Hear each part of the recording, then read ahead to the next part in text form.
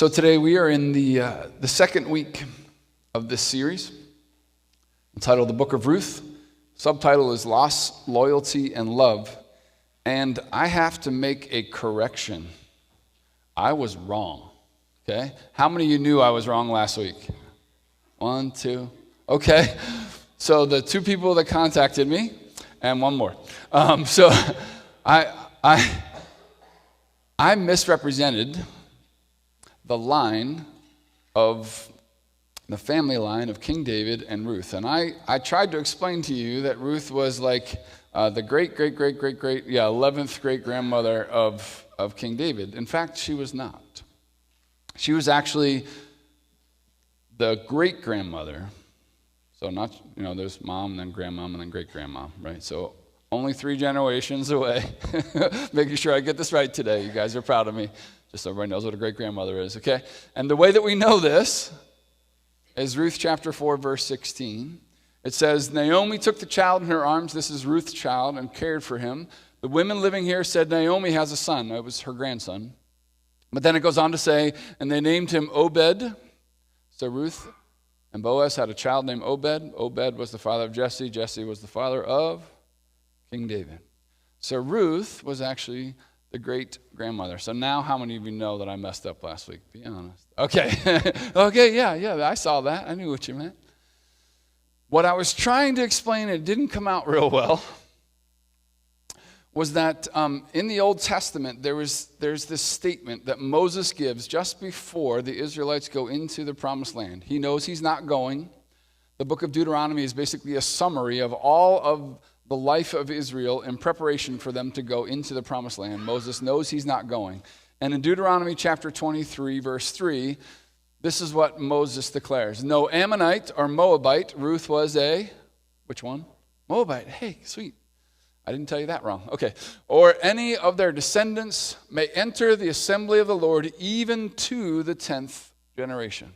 Okay. So we talked about why this is why the Moabites were the enemies of the Israelites. I explained all that last week. But this verse talks about up to 10 generations were not allowed in the assembly of the Lord. Do you know what Boaz was from Abraham? Do you know so Abraham, Isaac, Jacob, Judah, Perez, right? Like the grandparents, Boaz was number 11.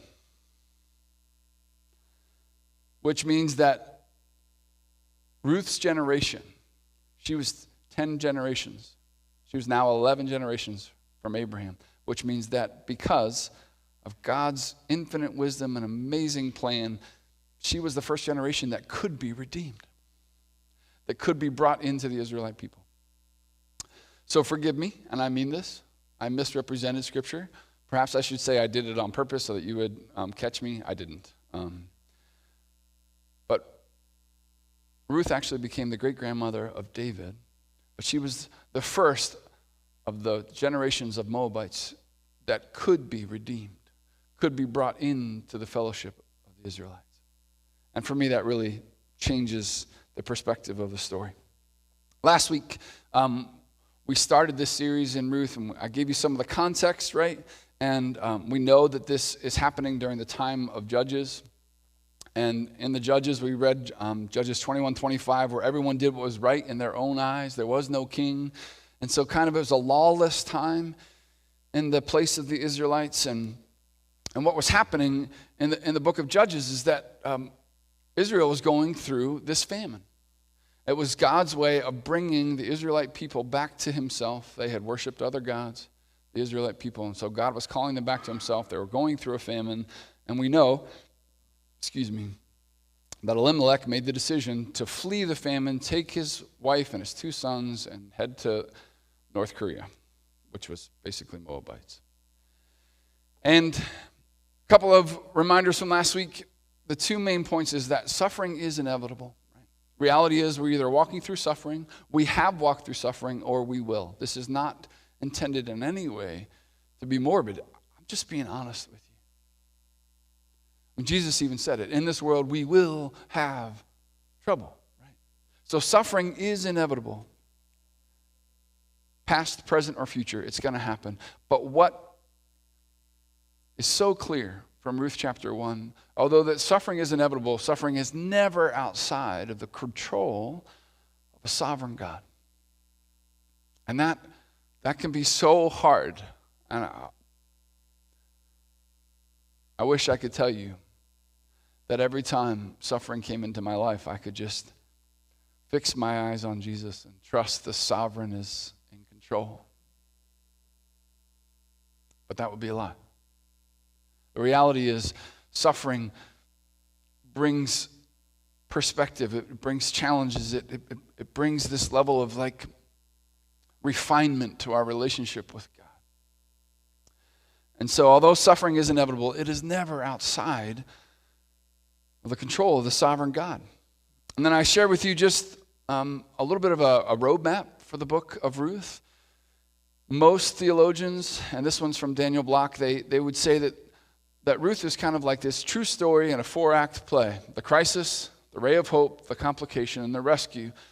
Last week we were in the crisis, and I wish I could say that we're kind of just starting to enter into this ray of hope moment where Ruth and Naomi are just starting to realize that maybe there's life after this famine and after the death of their husbands. And so this is where we find ourselves in Ruth chapter 1. But today is also, interestingly enough, a day that we refer to as Palm Sunday. Who knows what Palm Sunday is about? Just make sure I understand. I don't know how much context to give. Okay, so Palm Sunday is kind of the language that we have come to use about the Sunday that is just before Easter.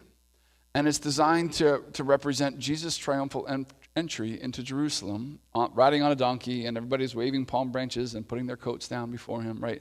It was that like one moment in the Gospels where Jesus' fellow countrymen, right? His fellow Hebrews, they got it right for just that one moment. They call it Palm Sunday or the triumphal entry, but it was a very brief moment because just a few days later, Jesus is arrested, falsely accused, and hung on a cross. Today, we're not going to be celebrating the triumphal entry. We're actually going to be talking about a different type of entry into a community. In Ruth chapter 1, verses 6 through 22, what we see is the arrival of Naomi, who comes back into her hometown of, I'm putting you on the spot because I messed up last week, hometown of Bethlehem. Naomi is coming back to her hometown in Ruth chapter 1, verse 6 through 22. She's returning to Bethlehem, not to Jerusalem like the Palm Sunday, but this is a much different type of return. Rather than celebration, this is a return of lament, a return of suffering. Naomi comes back to her hometown not riding on a donkey with everybody waving palms, but walking, perhaps even shuffling, basically empty-handed after losing her husband and her 2 sons. It's not the triumphal entry of Palm Sunday, but it is an entry, and one that reflects the reality of suffering. As we walk through Ruth chapter 1, verses 6 through 22, let me ask you this question, okay? Lean in with me for a moment. Have you ever noticed that suffering has a way of bringing about turning points in your life? You ever seen that? That when you walk through loss or pain or suffering or hurt, things that like we would never wish upon our lives, right? Things that I would never wish upon you, but when the inevitability of suffering hits our lives, have you ever noticed how often those seasons of suffering offer what I would call turning points? Moments of decision, right? We find ourselves confused and tired and frustrated and uncertain in the midst of our pain. And yet these moments, they hold this potential for a turning point. Okay, this is a phrase I often hear when people walk through suffering or hard times. They would say, life was never the same. Life was never the same after that moment. Life was never the same after that pain. Life was never the same after that diagnosis. Life was never the same after that loss. Life was never the same after that relationship fell apart. what we're describing turning points, right? The reality is that the very same suffering that causes so much disorientation and pain also offers an opportunity to reevaluate our lives, to reevaluate our faith, to reevaluate our relationships. These become turning point moments. And we have choices to make. And this is exactly where we find ourselves in Ruth chapter 1. Naomi and Ruth and Orpah, they find themselves after a disorienting time, right? This 10, perhaps 12 years of loss, they find themselves at a turning point. And what I'm hoping that we'll see in Ruth chapter 1, verses 6 through 22, is that seasons of suffering will bring us not just turning points, but also temptations. You see, I think the enemy of our souls, we call him Satan. I believe that the devil knows that suffering has a way of awakening our hearts to changes that need to be made. And so in the midst of our suffering, we're given opportunities by God to come to a turning point, but then the enemy of our souls is right there throwing these temptations at us. Do you know why? Because he doesn't want us to find new life. He doesn't want us to turn that corner. He doesn't want us to fix our eyes on Jesus in the midst of our suffering. And so in the midst of suffering, not only are there turning points, but there are temptations. And in Ruth chapter 1, verses 6 through 22, we see both. We see two very specific turning points. One big meta-narrative turning point that has two subpoints, but a turning point and a whole bunch of temptations that are thrown at Naomi and Ruth and Orpah in this moment. And so my question for you is, as we enter into Ruth chapter 1, and as we talk about our response to suffering, can I ask you this? Do you know your greatest temptations in the midst of your own suffering? Do you know where the risks are in your own life as you walk through the inevitability of suffering and loss and pain? Do you know your own temptations? Well, I'm going to ask you to watch for, in Ruth chapter 1, verses 6 through 22, I've called them 7 powerful temptations. These 16, 17 verses, they have some very powerful temptations that are revealed in the midst of suffering. So would you pay attention to these? Would you watch for the turning point? And then would you watch for the temptations? As we read through Ruth chapter 1, verses 6 through 22. Ruth 1:6. When Naomi heard in Moab that the Lord had come to the aid of his people by providing food for them. Okay, so let's remember. Elimelech, whose name was My God is the King, takes Naomi, whose name is Pleasant, along with her sons, sick and frail. And he flees Israel in the midst of a famine. He winds up in Moabite country, which is the enemy. Very shortly, Elimelech loses his life. So sick and frail decide to take wives. And just shortly after that, before ever having children, they die. And this is where we find Naomi and Ruth in verse 6. So Naomi is still in Moab. She hears that the Lord had come to the aid of his people by providing food for them. She and her daughters-in-law prepared to return home from there. Verse 7, with her 2 daughters-in-law, she left the place where she had been living and set out on the road that would take them back to the land of Judah. Then Naomi said to her two daughters-in-law, go back, each of you, to your mother's home. May the Lord show you kindness as you have shown kindness to your dead husbands and to me. Verse 9, may the Lord grant each of you will find rest in the house of another husband. And then she kissed them goodbye, and they wept aloud. And they said to her, we will go back with you to your people. But Naomi said, return home, my daughters. Why would you come with me? Am I going to have more sons who could become your husbands? Return home, my daughters. I am too old to have another husband. And even if I thought there was still hope for me, even if I had a husband tonight and then gave birth to sons, would you wait until they grew up? Would you remain unmarried for them? No, my daughters. It is more bitter for me than for you, because the Lord's hand has turned against me. At this they wept aloud again. Then Orpah kissed her mother-in-law goodbye. But Ruth clung to her. Verse 15, look, said Naomi, your sister-in-law is going back to her people and to her gods. Go back with her. But Ruth replied, "Do not urge me to leave you or to turn back from you.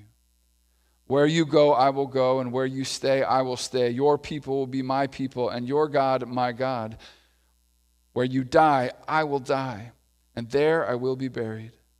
May the Lord deal with me, be it ever so severely, if even death separates you and me." When Naomi realizes that Ruth was determined to go with her, she stopped urging her. And so the two women went on until they came to the town of Bethlehem. Sounds like a familiar journey, doesn't it? So the two women went on until they came to the town of Bethlehem. When they arrived in Bethlehem, the whole town was stirred because of them.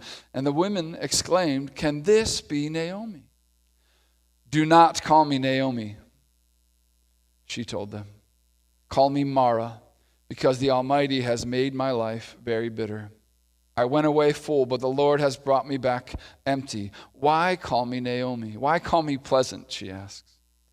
"The Lord has afflicted me. The Almighty has brought misfortune upon me." So Naomi returned from Moab, accompanied by Ruth, the Moabite, her daughter-in-law, arriving in Bethlehem as the barley harvest was beginning. Do you remember how this story started in Ruth 1:1? It started with a famine. How does Ruth 1:22 end? The harvest. This is like the full cycle in this turning point moment for Naomi and for Ruth. And as I said earlier, seasons of suffering, if we watch for them, they will bring us both opportunities for turning points and many times significant temptations. So how many of them did you pick up on? How many of the temptations did you pick up on Ruth chapter 1? How many you'd say at least 2? You picked up on the temptation? Okay, 3? More? 4? Okay, we're going to take, and I want to walk us through the 7 powerful temptations that Naomi and Ruth and even Orpah faced in this turning point moment in their lives. The first one is, I believe that when we're walking through suffering, when we're walking through pain, we begin to miss God's grand narrative in our lives. Suffering has this way of helping us, forcing us to hyper focus on our world, our problem, our needs, right? And I think there's a mentality that goes with this. There's kind of this mentality that says, this is my story, not God's story. Have you seen that in suffering? The way that when you're walking through pain, and it's pain that other people aren't walking through, we begin to kind of forget about the grand narrative of God, the great story that God is writing with the world. And our world becomes very small, and we become the center of it. And we see this very clearly in the first verse of Ruth chapter 1, verse 6. It says, when Naomi heard in Moab that the Lord had come to the aid of his people, right? What had been for the first 5 verses, 15 years of just terrible suffering for Elimelech and for Naomi and for Ruth and for Orpah. All the while, what was happening, God was calling his people back to himself. All the while, God was preparing new life for his people. God had this grand narrative that they're kind of missing out on because they had run from the suffering. This is a temptation in all of us. And it's the first one that I see here. She couldn't even think that possibly God might be doing something because the suffering was so intense. Some of you who've walked through pain, you know what that feels like, right? You know what it feels like to wonder, is God really doing anything? Does it even really matter? That's the first temptation that we see in Ruth chapter 1, verse 6. But then there's another one. So Naomi and Ruth and Orpah, they hear about this narrative that God's writing, this story that's bigger than them, that God is returning hope to the people of Israel. And so they make their way, right? We understand. They decide, okay, it's time to go back. They're 15 years of wandering. They decide to go back. And on the way, you notice what happened. So what happens, sometimes in the midst of our suffering, God brings situations into our lives where we begin to kind of make these promises to God, right? You ever done that in the midst of your pain where you're like, oh, God, if you just take this away, I will, right? God, if you just fix this, if you just give me that, right? You start to bargain with God, and we start to have these like half-hearted commitments to God, and I like to describe it as like the mindset, you know what, God, I'll follow you anywhere-ish, right? I'll go anywhere-ish you need me to go. Right? And we kind of make these commitments to God in the midst of our suffering, and we see this to be true in the story of Ruth and Naomi, right? So verse 10, they're part way home towards Bethlehem, Naomi's home. And what Naomi does, she stops her daughters and she says, you know what? It doesn't make sense for you to come back with me. It doesn't make sense for you to come all the way back to Bethlehem. I mean, surely in the back of her mind, she's thinking, right, these are Moabite women. I don't have any idea how the people of Israel are going to treat them, right? I don't know if anybody's going to take care of me, let alone them. And so she tries to convince them to go back. And what do her daughters say? What do the daughters-in-law say? They both like make these commitments like, oh, Naomi, we're going with you, right? We're not going to leave you. But then just 3 verses later, Orpah changes her mind. At this, Orpah weeps aloud and she kisses her mother-in-law goodbye and she walks away. And Ruth stays. In the midst of our sufferings, there's a temptation that we would kind of make these half-hearted commitments. Oh God, I'll go wherever. I'll suffer as long as you ask me to. But then something often inside of us begins to like doubt, like, oh, can I really follow God there? Can I really go to that place? And we're tempted, like Orpah, to just go back on our promises to God. The third one, so first one is that we have a temptation to miss God's grand narrative. Then we make these half-hearted commitments. The next one we see in these verses is that there's this temptation to give up on our faith. This is perhaps one of the most consistent ones that I find when people are in the midst of suffering, when people are in the midst of loss, right? And the mindset here that infiltrates in the midst of our temptation is that God must not be good if he's allowing me to suffer. Suffering has this way of causing us to ask, like, oh, is God really good? Does God really care? Is God really who he says he is when I'm in the midst of my pain? And I have very dear friends. I've walked alongside of people for 25 years in ministry who in the midst of their suffering, they gave up on their faith. And they began to believe that God wasn't good enough or God didn't care enough. And we see this in the same story with Ruth and Naomi and Orpah. But Naomi said, okay, so remember who's saying this in the moment, right? Naomi, the born Israelite, whose name is pleasant, whose husband's name was my God is King, right? The one who had been a part of the family of God. You can see the cracks in her faith in this moment. As she's trying to convince her daughters-in-law to go back, she's saying, like, why would you come with me? Let me interpret that for you. What's God going to do for you there? It's really kind of what she's saying. That's how I read it. I'm not sure God's got something for you there. I'm not sure if God's going to come through for you. And in fact, she reinforces it just a couple of verses later when she's trying to convince Ruth to go back. Naomi says again, look, your sister-in-law is going back to her people and her gods. Go back with her. She's like trying to convince Ruth not to follow God.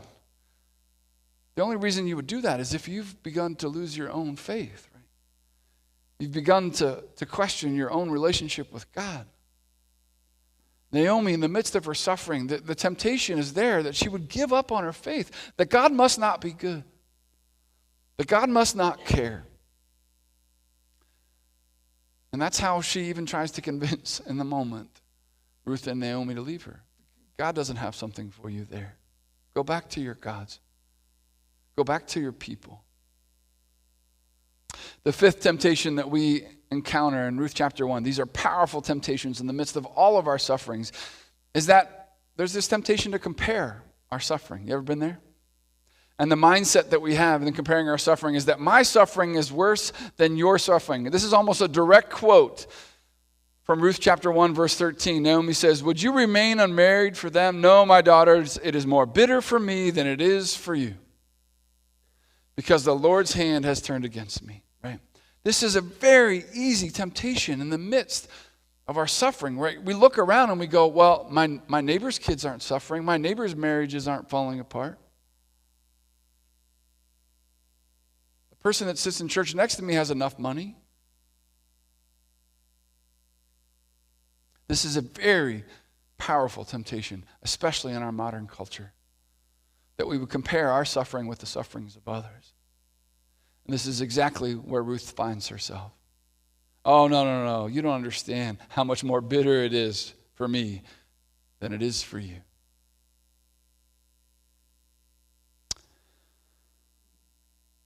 Number 5 of these powerful temptations in the midst of suffering, we see this temptation to go back to the old way of life.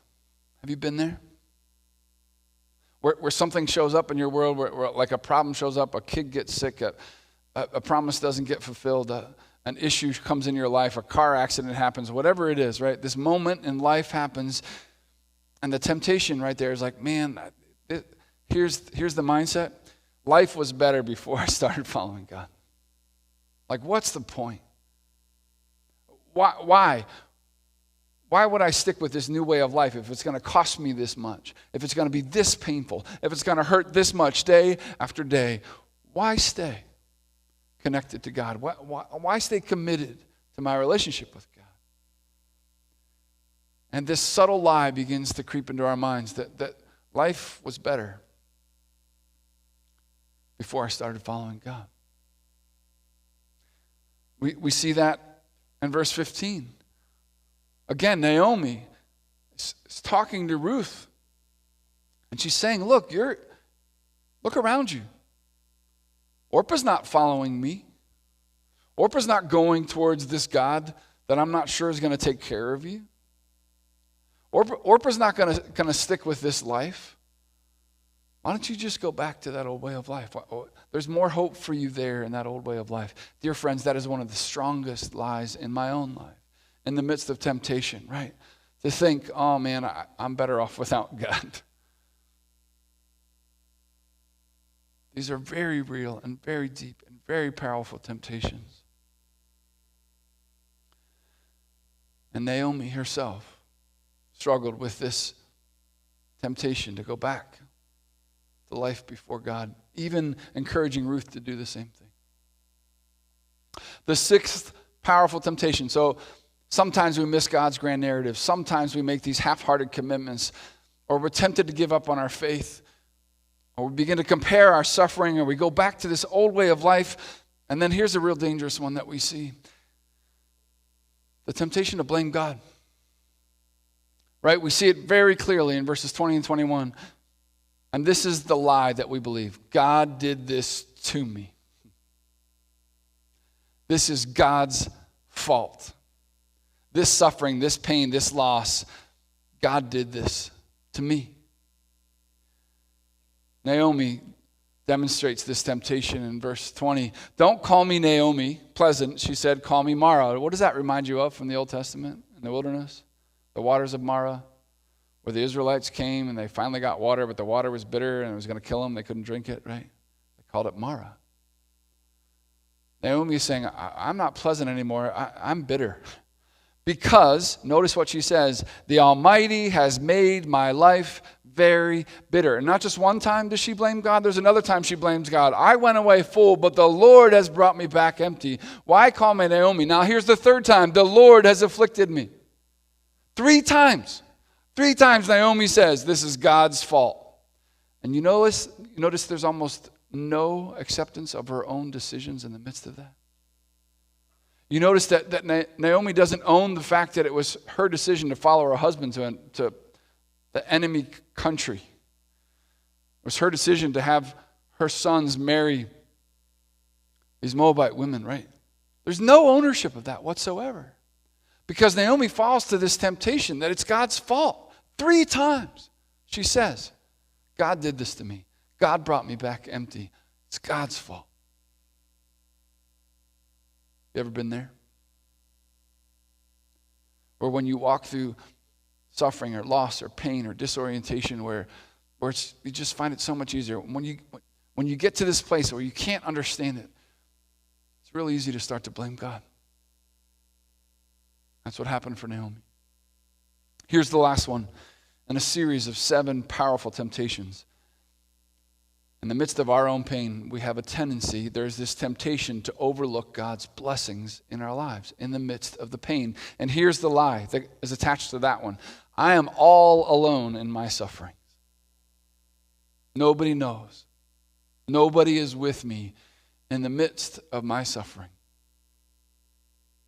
This is the lie that I believe was kind of infiltrating Naomi's heart in the midst of her pain. If you look at verse 21, I went away full, but the Lord has brought me back empty. Why call me Naomi? The Lord has afflicted me. The Almighty has brought this misfortune on me, right? All she can see is that she lost her husband and she lost her sons. Do you know what she missed out on? 1 verse later, she overlooked the fact that God had given her Ruth.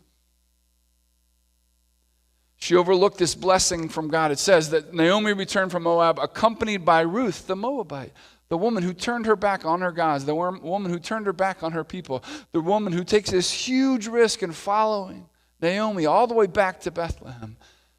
Naomi couldn't see the blessings of God in the midst of her suffering. Friends, there are 7 very real and very powerful temptations listed in this story, in this narrative. That we would miss what God's doing, that we would make commitments we don't mean, that we might give up on our faith, that we might begin to compare our suffering, going back to an old way of life, blaming God or overlooking his blessings, right? I want to say this really carefully. Knowing that suffering is inevitable, these aren't just 7 temptations in Scripture. These are 7 temptations in your life and in my life in the midst of our own suffering. In the midst of our own pain. And each one of these has a lie attached to it. That God must not love me. That life was better before I followed God. That nobody else is following God in the midst of suffering, so why should I? That I'm alone in my suffering. Each of those lies are attached to these temptations. And I love what John Mark Comer says. He says, we sin because we believe a lie about what will make us happy. I feel like I need to tattoo that somewhere on my arms.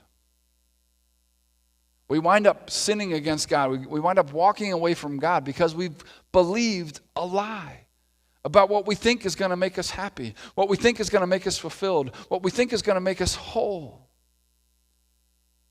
And those lies are directly attached to those temptations that we face. And so my question is, what are your greatest temptations in the midst of your sufferings? What are you tempted to give up on in the midst of your pain? Now, let's stop here, lest this end with some really sad moment, okay? Yes, there are 7 very real and very powerful temptations, and each one of those has a lie attached to it that very easily could get infiltrated in our souls. But notice, in the midst of these swirling temptations and all of these problems and all of these lies and all of these issues that Naomi and Ruth and Orpah are facing, notice Ruth's response, okay? Notice what she does in response to these lies and temptations in the midst of suffering. Okay, Ruth chapter 1, verse 16 and 17. Ruth replies, right? Naomi had tried to convince her numerous times to go back to the old way of life. Numerous times to convince Ruth that hey, things were better before you met me, right? Things were better before you met God. God doesn't have anything there for you, right? Numerous times, Naomi tries to convince Ruth to go back, to give up her faith. And this is Ruth's declaration, right? Do not urge me to leave you or to turn my back from you. For where you go, I will go. And where you stay, I will stay. Your people will be my people, and your God will be my God. Where you die, I will die, and there I will be buried. May the Lord deal with me ever so severely, if even death separates you and me." So in the midst of this unimaginable suffering, Ruth makes two very clear, definitive statements of faith, okay? And they come in a phrase they call it a Hebrew chiastic, right? So a Hebrew chiastic phrase is a set of phrases that are kind of set together so that they would have a central theme, right? So we've got where you go, I will go. Where you stay, I will stay. Usually this has 6 lines, 3 pairs each, right? So the first pair says, where you go, I will go. Where you stay, I will stay. The second pair is, where you die, I will die. There I will be buried. Also that middle statement is the focus. Also that middle statement is what everyone begins to, like in Hebrew, kind of just focus in on. Your people will be my people. Your God, my God. You see what Ruth is doing in this moment? In the midst of the temptations, in the midst of the lies, in the midst of the pain and the grief and the suffering and the lack of hope that she's standing in, right? She makes this declarative statement. 2 things she declares. First, she declares her trust in God, and secondly, she declares her trust in God's people. Did you pick up on that? See, Ruth leaves for us this example of dealing with very powerful temptations in the midst of our own suffering. And she does it by declaring, your people will be my people. In Hebrew, it doesn't say will be. The Hebrew language doesn't have will be in the original text. It just says, your people, my people, your God, my God. Not will be, not eventually become. She's saying, your people are my people. Your God is my God. This very definitive, clear statement of faith. In the midst of her suffering, in the midst of the temptations, in the midst of so much pain, she declares her trust in God, and she declares her trust in the people of God. Remember I said this morning that we're not just saved unto a God, we're saved unto a community, a group of people that suffer alongside of us in the midst of our pain. In the face of these swirling temptations, in the face of so much pain and all these lies that are being thrown at Ruth in that moment, she declares, your God, your people, my people. So I'll ask again, what are your greatest temptations in the midst of your own suffering? What are the lies that are the most likely to creep into your own soul? What are the doubts that begin to infiltrate your relationship with God? You see the difference between Naomi and Ruth? Naomi gave in to self-centered suffering. Ruth committed to God-centered suffering. Naomi gave in to self-centered suffering, but Ruth committed to a God-centered suffering. Declaring God as her God, God's people as her people. And friends, in the midst of our loss, disorientation, pain, brokenness, suffering in our lives, you and I, we need a declaration of our faith that will carry us through about who God is and who we belong to. And that declaration is given to us by Ruth. Your God, your people, my people. So what are your greatest temptations? Of these 7, which ones? Which ones is the enemy trying to throw at you in the midst of your suffering and your pain?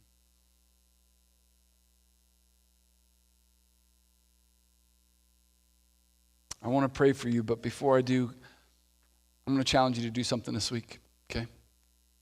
Take these verses. Take Ruth 1, verses 6 through 22. Would you spend some time in them in this coming week?